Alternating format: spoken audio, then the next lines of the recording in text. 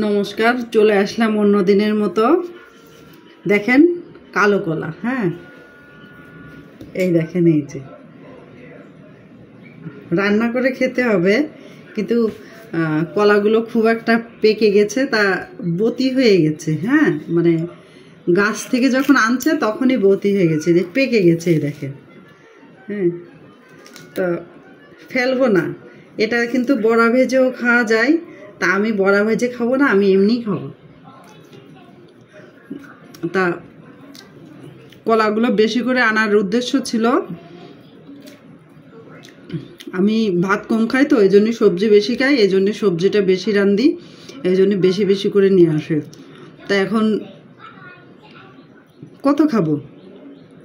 রীতিমণি বাসায় এসেছিল, মাছ মাংস রান্না হয়েছিল, সবজিটা একটু কম হয়েছিল, তো এই জন্য কলাটা খেতে একটু দেরি হয়ে গেছে, এই জন্য কলাটা পেকে গেছে। তা তো ফেলে দেবো না, এই যে বলছে না খেয়ে নিই। তারপর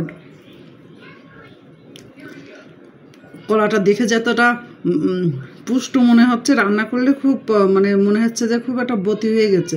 তা সেই তুলনায় মিষ্টি না, পাইনছে। আমি আবার কাঁচকলা পাইকে গেলে খেয়ে নিই, ফেলি টেলি না। আর বড়া ভাজি না, আগে ভাজতাম, এখন ভাজলে খেতে ভালো লাগে, কিন্তু শরীরের ক্ষতি তো, তেলের জিনিস, এই জন্য। আর এখন তো তরকারি সবজি বানাবো, তা আজকে আর কলা রানবো না। কালকে কলা রান্না করেছিলাম, আজকে ভাবছি পেঁপে রান্না করব।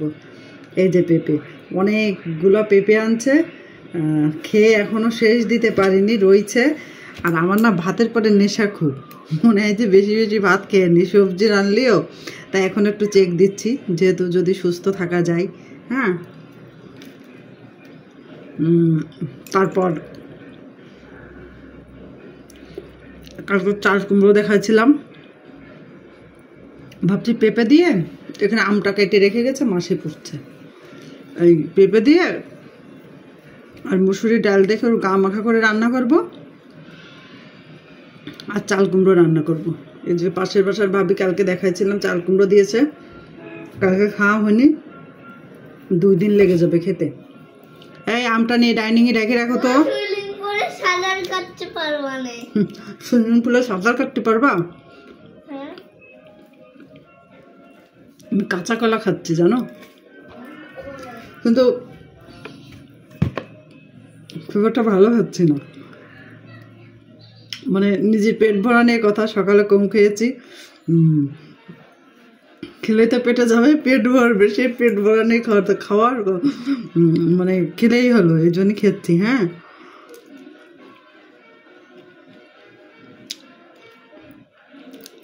আর আপনাদের সঙ্গে কথা বলছি, কারণ আমার ভিডিওতে তো দেখার কিছুই নেই। হ্যাঁ, কি রান্না করব, কি কাউকে শিক্ষণীয় বিষয়ও কিছু নেই। তা যদি ভালো লাগে, আমাকে যদি ভালো লাগে তাহলে ভিডিওগুলো দেখবেন, আর যদি ভালো না লাগে তাহলে দেখবেন না। আচ্ছা, যেমন কাঁচা পেঁপে শরীরের জন্য খুবই উপকার, যদি খেতে পারেন। আমি খেতে পারি, এই যে পেঁপে যখন কাটবো, আমি লবণ দিয়ে মাখায় মাখায় কাঁচা পেঁপে খাবো, আমিও খাবো, আমার মনাও খাবে। কারণ এটাও একটা উপকারী, তা কারণ সবাই তো আর সব জিনিস খেতে পারে না, আমি আবার পারি। আমি যা ইচ্ছে তাই খেতে পারি, আমার কোনো সমস্যা হয় না, খাওয়াতে রুচি আছে, এটাই।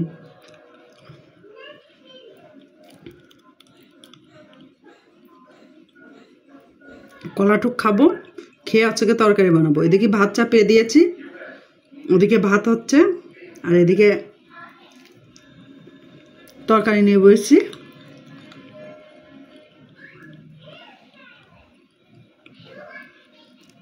আজকে খুব বৃষ্টি হয়েছে, সকালবেলা খুব বেশি না, হালকা, মনে করে নিয়ে স্কুলে যেতে পারিনি। সব থেকে বড় কথা, ঘুম থেকে উঠেছি 9টার সময়, স্কুলের সময় চলে গেছে। ঘুম থেকে উঠে দেখি কি ঝিরি ঝিরি ঝিরি ঝিরি বৃষ্টি পড়ছে, সেজন্য ভাবলাম যে থাক, আজকে আর যাবো না। তারপরে দেখেন বাড়ি থেকে কোনো কাজ করতে পারিনি, কিভাবে সময় চলে যায় বুঝতেই পারি না।